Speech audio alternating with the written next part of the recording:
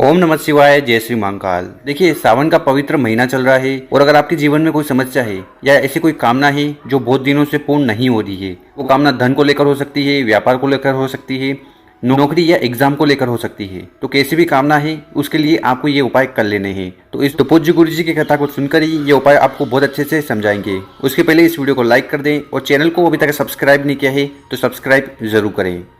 देखिए, जो पहला वाला उपाय है उसमें आपको जो सबसे पहले सामग्री लेनी है वो है बेलपत्र। तो आपको इस प्रकार से बेलपत्र ले लेनी है और हर बार जो बेलपत्र आप लो वो कहीं से भी खंडित नहीं होनी चाहिए। तो इस प्रकार से आपको एक प्यारी सी बेलपत्र ले लेनी है।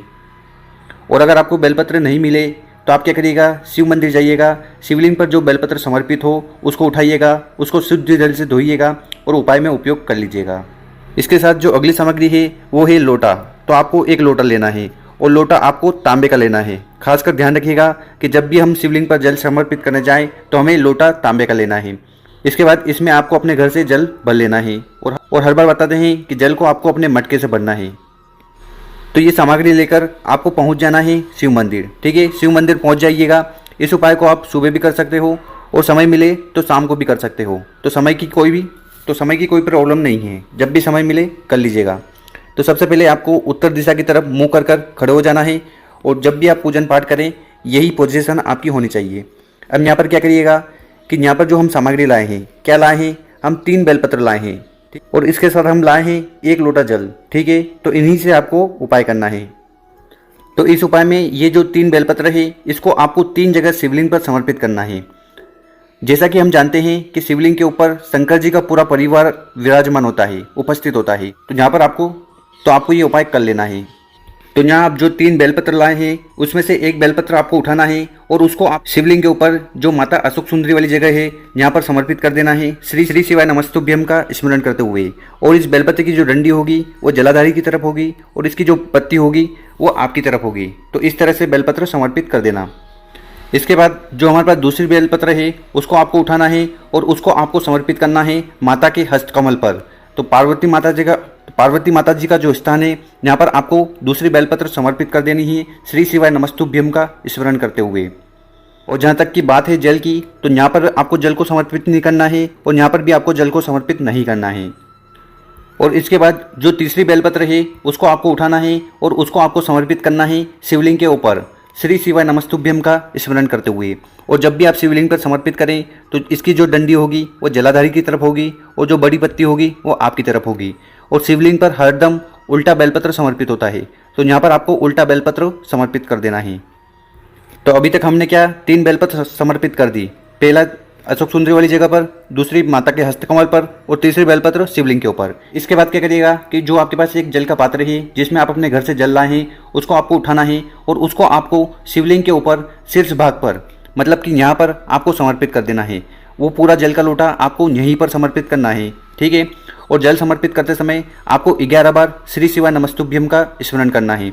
और गुरुजी बताते हैं कि जल को हमें शिवलिंग पर बहुत ही धीरे समर्पित करना चाहिए ताकि कम से कम हम 11 बार श्री शिवाय नमस्तुभ्यम का स्मरण कर लें। इसके बाद जल चढ़ाओगे तो वो बहता हुआ जलाधारी की तरफ से नीचे आएगा। तो यहाँ पर आपको अपना सीधा वाला हाथ रख लेना है और उस जल को आपको अपने नैनों और कंठ पर लगा लेना है।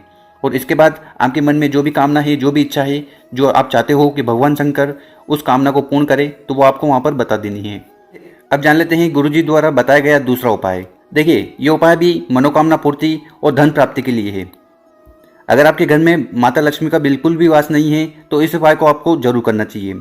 तो इस उपाय में हमें चाहिए कनेर का फूल। ठीक है, तो हर बार हम बता रहे हैं कि आपको कनेर का फूल इस प्रकार लेना है।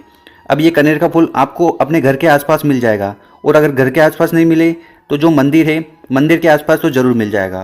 तो वहाँ से आपको कनेर का फूल ले लेना है। कितने लेने हैं? गुरुजी ने तो 1 का बोला है। अगर आप 1 ले तो बहुत बढ़िया, अगर आपको 2 मिले, 3 मिले, 5 मिले, 10 मिले, जितने भी आपको मिल जाए आप ले लीजिएगा। और एक चीज़ का ध्यान रखिएगा कि आजकल व्हाइट कलर के भी कनेर फूल आ रहे हैं और दूसरे कलर के भी कनेर के फूल आ रहे हैं। तो यहाँ पर आपको सिर्फ येलो कलर के, पीले कलर के कनेर का फूल ही लेना है। और इसके साथ बहुत सारे लोग यहाँ पर कंफ्यूज हो रहे हैं कि हमें जो जल का लोटा लेना है या जो पात्र लेना है वो कितने लेने हैं। तो गुरुजी ने वैसे बताया है कि आपको 2 जल के लोटे लेने हैं। अगर आपके पास 2 जल के लोटे नहीं हैं तो इस प्रकार से आप एक जल का लोटा ले लीजिएगा, एक कटोरी ले लीजिएगा।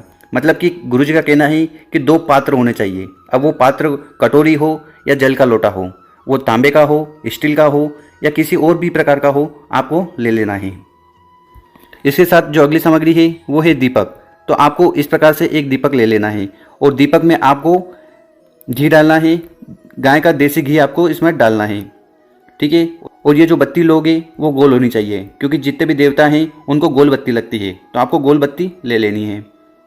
अब इन सभी सामग्री को लेकर आपको पहुंच जाना है मंदिर। अगर आपको सुबह समय मिले तो सुबह चले जाइएगा, शाम को समय मिले तो शाम को चले जाइएगा, पर करना जरूर इस उपाय को। सबसे पहले नॉर्थ डायरेक्शन, उत्तर दिशा की तरफ मुंह कर कर खड़े हो जाना है। तो सबसे पहले तो यहाँ पर जो हमारे पास एक घी का दिया है उसको आपको शिवलिंग के सामने प्रज्वलित कर देना है, जला देना है। तो जब आप एक बार घी का दिया जला दें, इसके बाद क्या करना है कि हमारे पास जो जल का पात्र है, ठीक है, वो चाहे कटोरी हो या लोटा हो, उसको आपको अपने हाथ में ले लेना है। और इसके बाद क्या करिएगा कि दोनों हाथ में आपको इस प्रकार से जल लेना है, ठीक है। अगर कटोरी है तो कटोरी दोनों हाथ में ले लीजिएगा, और अगर जल का लोटा है तो जल का लोटा दोनों हाथ में ले लीजिएगा, ठीक है। और दोनों हाथ से आपको शिवलिंग के ऊपर जल को समर्पित करना है, श्री शिवाय नमस्तुभ्यम का स्मरण करते हुए।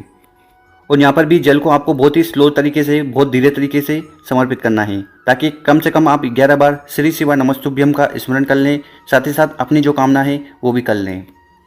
इतना उपाय कर लिया। अब क्या करना है, अब हमारे पास क्या है, हमारे पास एक कनेर का फूल। अब ये कनेर का फूल 1 भी हो सकता है, 5 भी हो सकता है, 100 भी हो सकते हैं। जितने कनेर के फूल आपको हो उसके अनुसार आपको उपाय करना है। अगर आपके पास एक कनेर का फूल है तो आपको उसको उठाना है और शिवलिंग के ऊपर समर्पित कर देना है, श्री शिवाय नमस्तुभ्यम का स्मरण करते हुए। तो यहाँ पर हम बता रहे हैं कुछ इस तरीके से आपको शिवलिंग के ऊपर उस फूल को समर्पित कर देना है। उसकी जो डंडी होगी वो जलाधारी की तरफ होगी, मतलब कि बाहर की साइड होगी, और जो फूल की साइड होगी वो आपकी तरफ होनी चाहिए। तो इस प्रकार से हमें ये फूल समर्पित कर देना है। तो यहाँ हम बात कर रहे हैं एक फूल की। अगर आपके पास 2 फूल हो, 5 फूल हो, ठीक है, तो ऐसे में आपको क्या करना है, एक फूल आपको माता अशोक सुंदरी वाली जगह समर्पित कर देना है, दूसरा गणेश जी के स्थान पर, तीसरा कार्तिकेय जी के स्थान पर, चौथा माता के हस्तकमल पर, और 5वां आपको शिवलिंग के ऊपर। तो इस प्रकार से आपको 5 कनेर के फूल समर्पित कर देने हैं। या आप अपने साथ 10 या 100 कनेर के फूल लेकर आ गए। अब क्या करिएगा, तो अब आपको शिवलिंग का श्रृंगार कर देना है उस कनेर के फूल का। क्या करिएगा, 1 होगा तो शिवलिंग के ऊपर चढ़ाना है, 5 होगा तो 5 जगह समर्पित कर देना है, पर 5 से ज़्यादा, 10 से ज़्यादा है तो आपको इस प्रकार से शिवलिंग पर श्रृंगार कर देना है उस कनेर के फूल का, ठीक है। ये कर दिया। अब इसके बाद क्या करिएगा, आप तो समर्पित करने के बाद आपको वहाँ पर हाथ जोड़कर प्रार्थना कर लेना है कि, और भगवान भोलेनाथ से कामना करना है कि हमारे जीवन में जो दुख परेशानी है वो चाहे धन से लेकर हो, दौलत से लेकर हो, व्यापार से लेकर हो, वो कामना आपको कर लेनी है। और अगर आपके घर में माता लक्ष्मी का वास नहीं है तो भी आपको वहाँ पर वो कामना कर लेनी है। और एक चीज़ का ध्यान रखिएगा कि जो कनेर का फूल आपने शिवलिंग पर चढ़ा है उसको आपको अपने घर पर ले जाने की जरूरत नहीं है। बिल्कुल भी उस फूल को आपको अपने घर पर नहीं ले जाना है। इस चीज़ का आपको ध्यान रखना है।